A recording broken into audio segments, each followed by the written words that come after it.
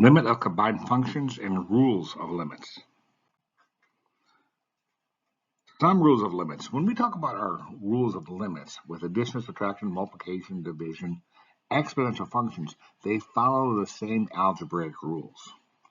For example, if I have limit f of x as x approaching 3 equals 12, limit g of x as x approaching 3 equals 13, the limit of f of x plus g of x is 12 plus 13, which equals 25. But notice, I have to be approaching the same x right here, approaching the same value. Otherwise, we cannot do this. On this slide, I have two different functions, f of x equals x squared, g of x equals negative x squared plus 4. My limit is x approaching 2. For x squared, f of x, 2 squared equals 4, which would be right here. My g of x is negative x squared plus 4. 2 squared is 4, but there's negative outside, so it's negative 4 plus 4, which equals 0. And I add these up. 4 plus 0 equals 4. And actually, there's a distance of 4 right here. Just to show you graphically, I can prove it. Similarly, I've got a table here, and we can do the same thing. And I can look at, they're both approaching 3. F of x equals x, which is just a linear function. G of x equals negative 2x squared plus 6, which is a parabolic function, quadratic function, I should say. Both are approaching 3. As f of x, as x approaches 3, f of x is 3. G of x approaching 3. As x approaches 3 for g of x, the g of x is negative 12. 3 plus negative 12 is negative 9. So notice again, this is 3 right here. If you way down here, you can't see it. And then up here is the other one. We're actually subtracting right there because you're adding a negative. And that difference would be negative 9. And as subtraction is actually very similar to addition, just a negative sign with it, I do the same thing. Limit, again, we have to be approaching the same value, but in this case, both approaching 3. And I'll be using the same 3 examples throughout this series of slides. As x approaches 3, limit f of x equals 12, g of x, x approaches 3 equals 13. Well, what's f of x minus g of x at x approaching 3? It's 12 minus 13, which is negative 1. Same thing here. I got my same 4 for the f of x and g of x approaching 0. f of x minus g of x, 4 minus 0 equals 4.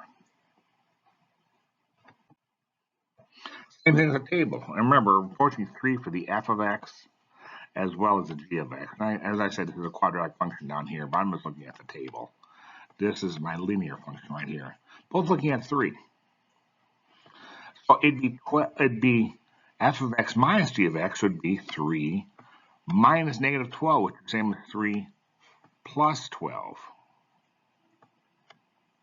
which is 15. Product rule, multiplication of these. F of x, again, I'm approaching 3 in both of them. F of x is 12, g of x is 13. F of x times g of x for the limit of that is 12 times 13, which is 156. On our two parabolas here, one is 4, one is 0, both approaching 2 again. But what is the limit of f of x times g of x? Well, 4 times 0 is 0. So, same thing with this one. And the f of x, we're approaching 3, and the g of x with this quadratic function, we're approaching negative 12. The limit x approaching 3, again, we have to be approaching the same number here. F of x times g of x is 3 times negative 12 is negative 36. Quotient rule, division.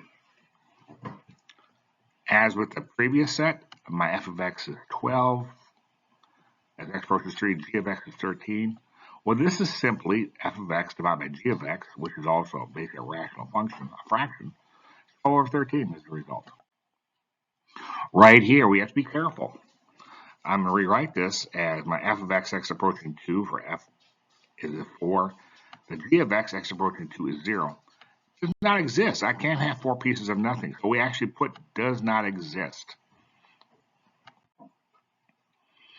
Right here, we got our same answer for my f of x is 3, my g of x is negative 12 right here. And I'm going to divide f of x by g of x, both approaching 3, as we show right here. 3 divided by negative 12, negative 1/4. Exponent rules follow the same rhythm. I've got f of x equals x squared squared. And x is approaching 2. What's 2 squared? 2 squared is 4. There's another square on the outside, so it would be 4 squared, which equals 16. If I had, let's suppose I had 3 here, x approaching 3. X squared, put the 3 in there, x squared is 9, but there's another x on the outside, so it would be 9 to the third right here. There's 9 to the x. 9 times 9 is 81, times 9 is 729. Where do we see this types of limits where we're adding, subtracting, multiplying, dividing, exponents?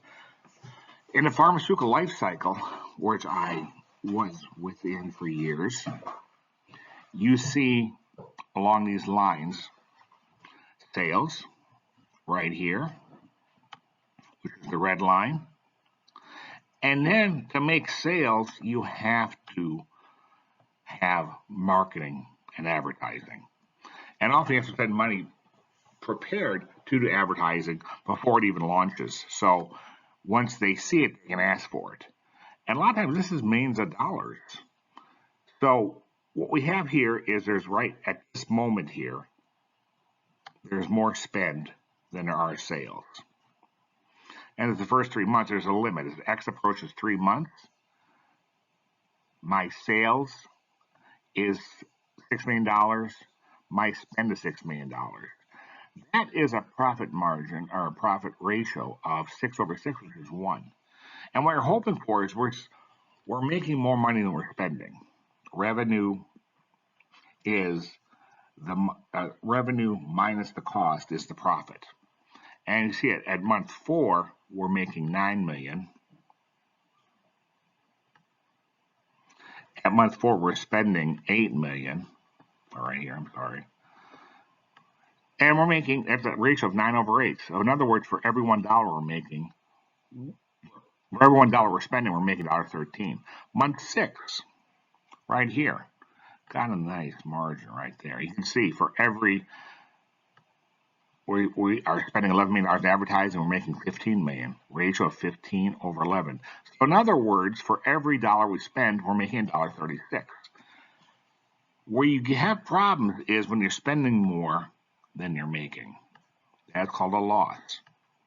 You can see we want to cut that off with a limit before it reaches that point. Because right now, right here, our break even, which is when we're making as much money as we're spending, it goes around month 10. Anything above this is profit. Anything below this is loss. And see, we've got 1 here, but in month 12, when we got 19 million we spend, 19 million we made, but 22 million we spent, that's a 0.864. So we're losing money. In other words, for every dollar we're spending, we're only making 86 cents. At month 14, for every dollar we spend, we're only making 71 cents.